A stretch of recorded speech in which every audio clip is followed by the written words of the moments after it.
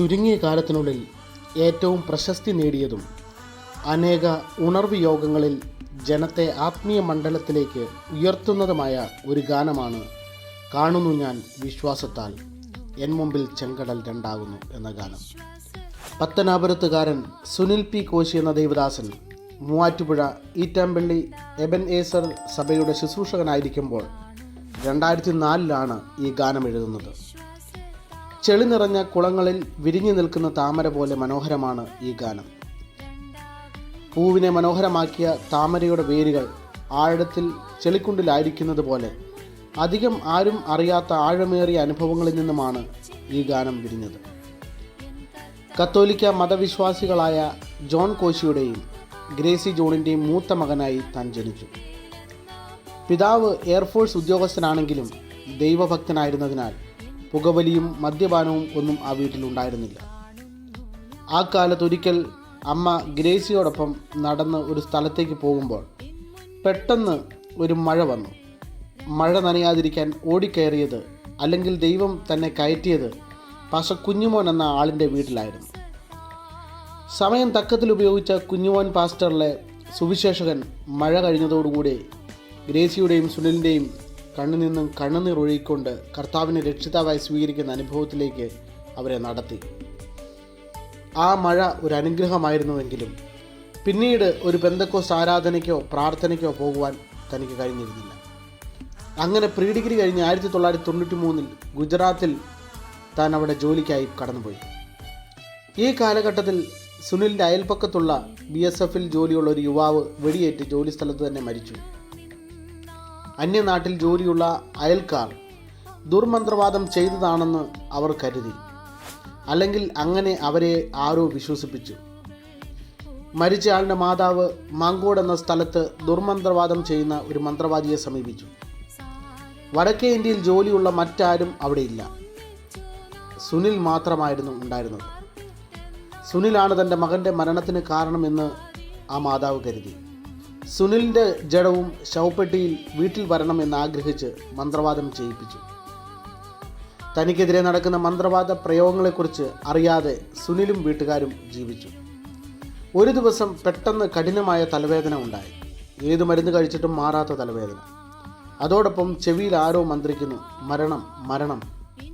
ഇത് രണ്ടും കൂടി ആയപ്പോൾ ഭയന്ന് അമ്മയെ കാണണം, ചികിത്സ ചെയ്യണമെന്നാഗ്രഹിച്ച് നാട്ടിലേക്ക് താൻ തിരിച്ചു.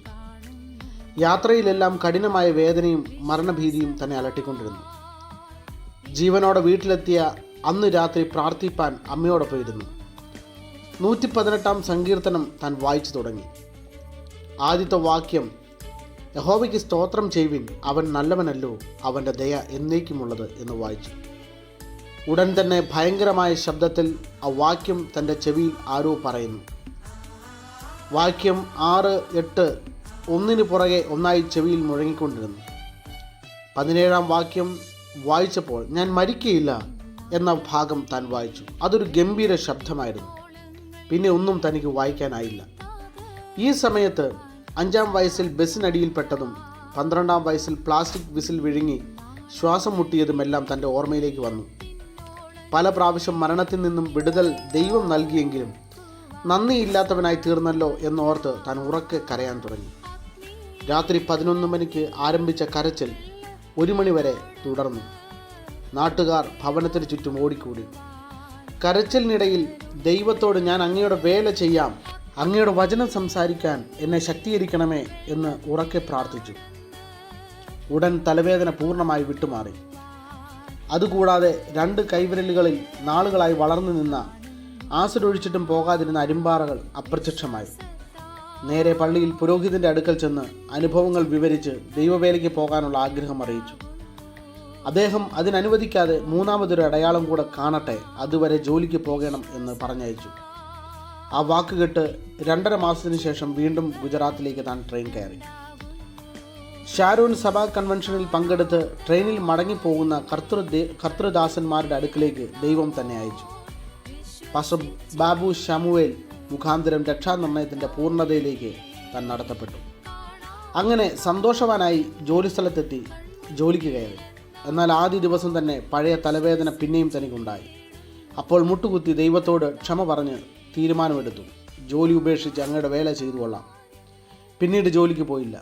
റൂമിൽ കിടക്കുമ്പോൾ സമാധാനം മാസികയിൽ പാട്ടുപാടുന്ന ഒരു പെൺകുട്ടിയെക്കുറിച്ചുള്ള ഫീച്ചർ വായിച്ചു. ചെറുപ്പം മുതൽ ഗായകനാകാനുള്ള ആഗ്രഹം സഫലമായില്ലല്ലോ എന്നോർത്ത് നിരാശപ്പെട്ടു. ഉടനെ ഇങ്ങനെ പ്രാർത്ഥിച്ചു, കഴിവില്ലാത്തവർക്ക് കഴിവ് കൊടുക്കാൻ അങ്ങയ്ക്ക് കഴിയുമെന്ന് ഞാൻ അറിയുന്നു. അപ്പോൾ തന്നെ ആത്മശക്തിയാൽ ദൈവം തന്നെ നിറച്ചു. ആ സമയത്ത് ദൈവവേലയ്ക്ക് പോകുവാൻ അപ്പോൾ തന്നെ പൂർണ്ണമായി താൻ സമർപ്പിച്ചു. പിന്നീട് ആ തലവേദന ഉണ്ടായിട്ടില്ല. ചില ദിവസങ്ങൾ കഴിഞ്ഞപ്പോൾ വീട്ടിൽ നിന്നും ഒരു കത്ത് വന്നു.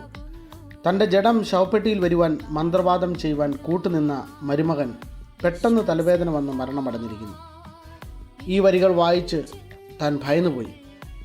ഉടൻ സങ്കീർത്തനം 53-ന്റെ 5-ാം വാക്യം ഇടിമുഴക്കം പോലെ താൻ കേട്ടു. നിന്റെ നേരെ പാളയമിറങ്ങിയവൻ്റെ അസ്ഥികളെ ദൈവം ചിതറിച്ചുവല്ലോ എന്ന ശബ്ദം കാതുകളിൽ മുഴങ്ങി. തൻ്റെ ജീവിതത്തിലുള്ള മൂന്നാമത്തെ അത്ഭുതമായി ഇത് ഏറ്റെടുത്ത് നേരെ പാസ്റ്റർ ബാബു ശമുവലിൻ്റെ അടുക്കൽ ചെന്നു സബർമതി നദിയിൽ താൻ സ്നാനമേറ്റു. തുടർന്ന് 1996 മുതൽ 2000 വരെ മണക്കാല സെമിനാരിയിൽ താൻ പഠിച്ചു. 2004 മൂവാറ്റുപുഴ ഈറ്റാമ്പള്ളി സഭയിൽ നടന്ന 21 ദിവസത്തെ ഉപവാസ പ്രാർത്ഥനയുടെ 2-ാം ദിനം ഒരു ചിന്ത തന്നെ അലട്ടി. മറ്റൊരു ദൈവദാസൻ 21 ദിവസം ഉപവസിക്കുന്നു. ശാരീരിക അസ്വസ്ഥതയാൽ പൂർണ്ണസമയം ഉപവസിക്കാൻ കഴിയാത്ത തനിക്ക് എന്ത് ലഭിക്കുമെന്ന് താൻ വ്യാകുലപ്പെട്ടു. പെട്ടെന്നൊരു ചോദ്യം തന്നിലേക്ക് വന്നു.